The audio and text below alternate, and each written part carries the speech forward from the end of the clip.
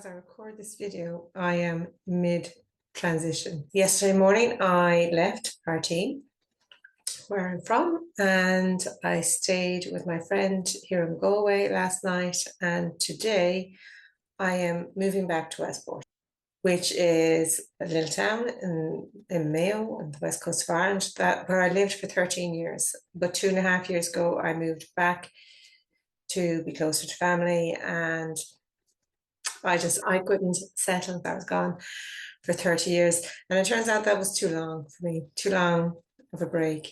And I'm hearing lots of similar stories of people who didn't just move a few counties away in their home country, but had emigrated and then moved back to their home country and had to re-emigrate because they couldn't settle. They were gone too long. So that's the midlife U-turn I'm in the midst of. And in this video, I thought I would just give a little bit of background, just share my story, how I've come to where I am, how I've come to be doing what I do, and maybe get a glimpse of where I'm going. I'm not fully certain of how things are going to unfold. I mean, none of us are ever certain of how things are going to unfold. While I am excited about returning to Westport, I am also getting a little bit of trepidation, but yeah, I'm looking forward to seeing what's in store in this next chapter. And it might be interesting for others who are maybe in a process of transition, especially in the midlife stage. So if you're new, what I'm doing on this channel is trying to inspire people to create a sense of sanctuary in their everyday life.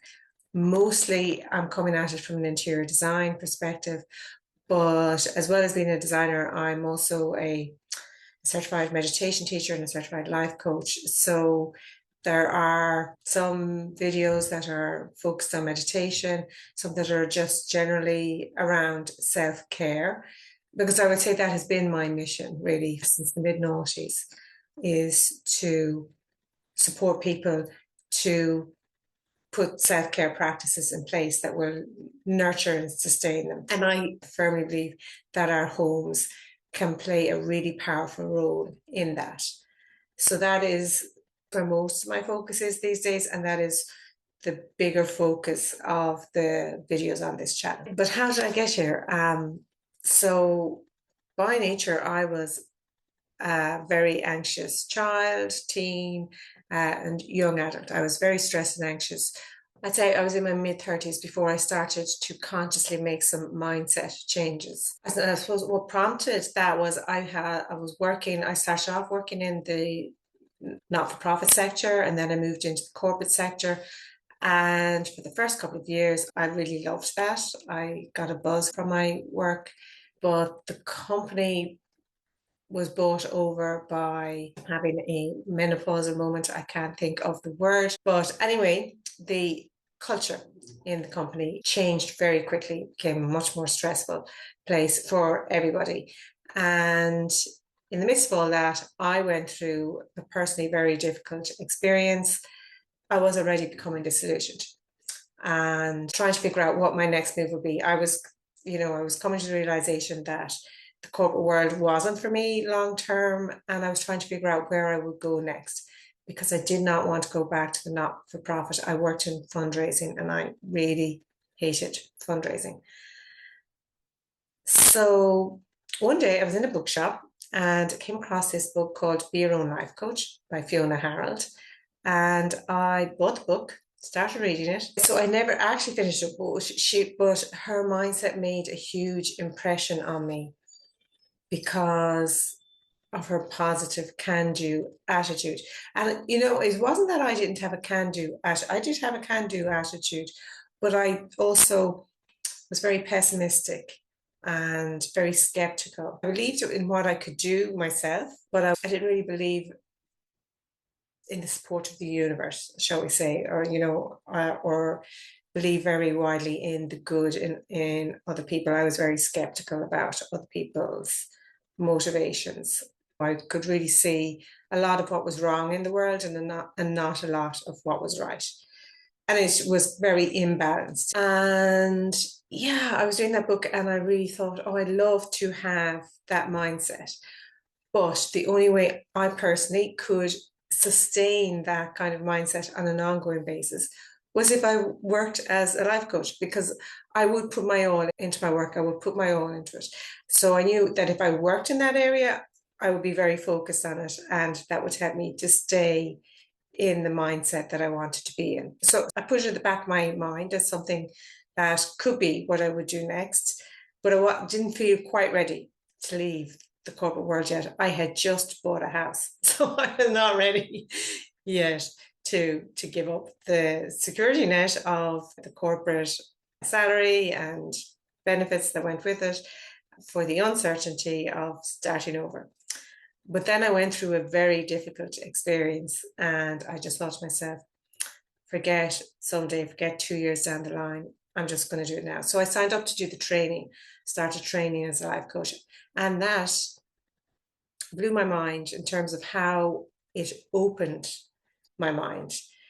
I started to see things differently. And I wasn't really I was expecting it to be more results oriented, the training to be very results oriented. And it's not that it wasn't, coaching really has to be, but it was very spiritual, and I hadn't expected that, and I wouldn't have signed up for it if I had. Wouldn't have suited me. But yeah, it really changed the way I started to look at the world. And the whole coaching field obviously opened me up to a world of personal development that I really immersed myself into, and I became very focused on changing my mindset. I became more spiritually open-minded, something I hadn't expected at all. And that subsequently led to me learning to meditate, then training to be a meditation teacher. And when I look back and, to pinpoint what kind of triggered that change, what was different for me at that point in my life, it was that for the first time ever, I was living on my own. I had bought my own little house. And looking back, I think that played a really big factor in me starting to look at my life differently and realizing that there was a power within me that could change the way I see things, and committing to that. And I'm not saying anybody has to either buy their own home or live on their own in order to achieve that. Just that was the background.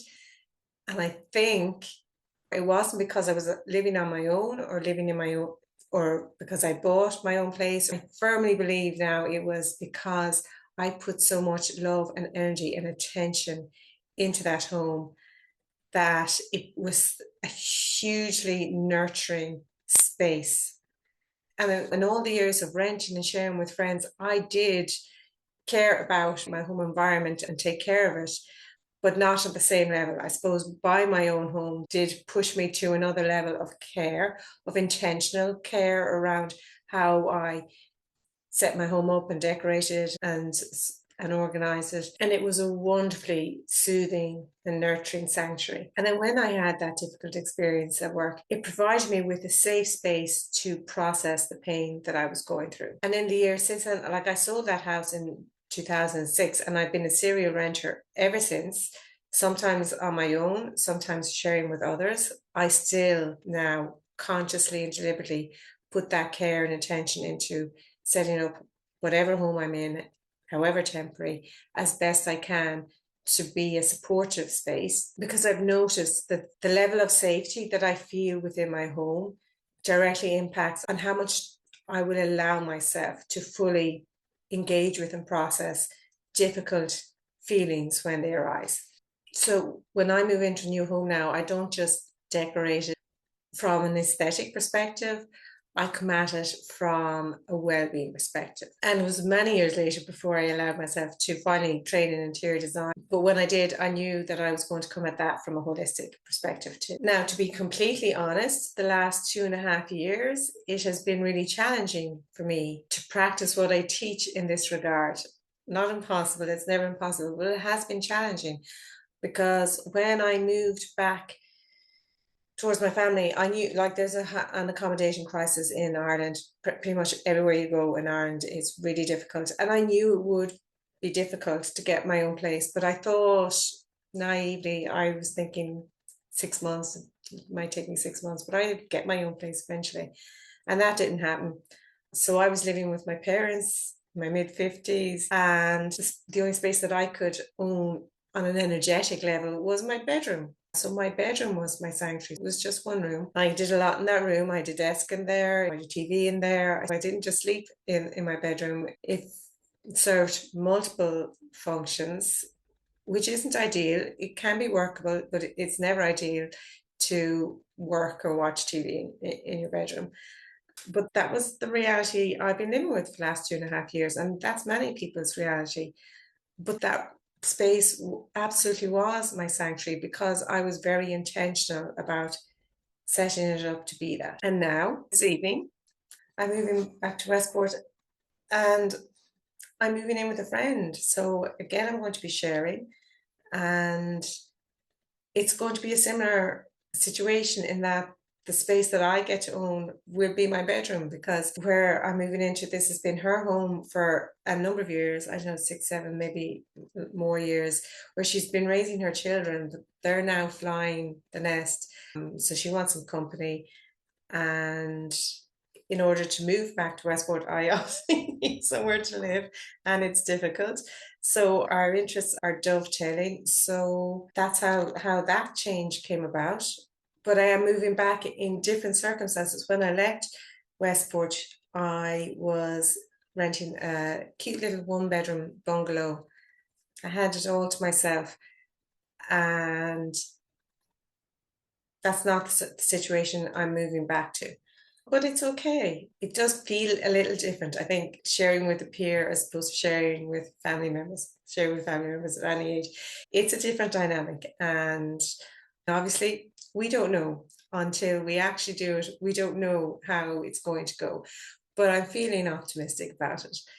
And I'm going to have a better room. I'm going to have a better room. I'll still probably do a lot of work from there. You know, it will be a multifunctional space. I'll meditate there. I'll do a good bit of work from there. Probably won't watch as much TV. I'll still be setting it up to serve a few different functions, but there is more space. And her home is lovely. Like, just the energy in her home is lovely. And really, if we can have just one corner of our home, let alone a full room, a room of one's own, can be a luxury for most people. But even if you can set up a corner of your home that is a space you'll be drawn to for a little period of time every day, that will help you to decompress and to reset your energy mentally, emotionally. That's a really nurturing thing to have. And that's where I'm coming from in most of the videos in on this channel, is whatever you do, whatever decluttering you do, whatever organizing you do, whatever decorating you do it with the intention to help you regulate your nervous system, to support you in where you are in life and also where you're going, what it is that you want to achieve for yourself. So for those of you who may have seen some of my previous videos, the backdrop is going to change now in future videos. I might even do a video of setting up the room. I'll do maybe before, during, and after. We'll see. Let me know in the comments if you'd like to see that. If you enjoyed this video, I'd love it if you check out some of my others. Hopefully you'll enjoy them too. You'll get more of a feel for what I do in the channel, and maybe subscribe for more. And if you want to check out more about what I do, the link to my website will be below. I have lots of free resources on there, as well as a couple of online courses.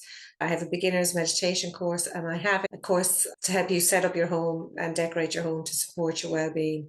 And coming soon will be a mini course on how to choose colour for your home. Thanks so much for watching. I'll see you in the next one.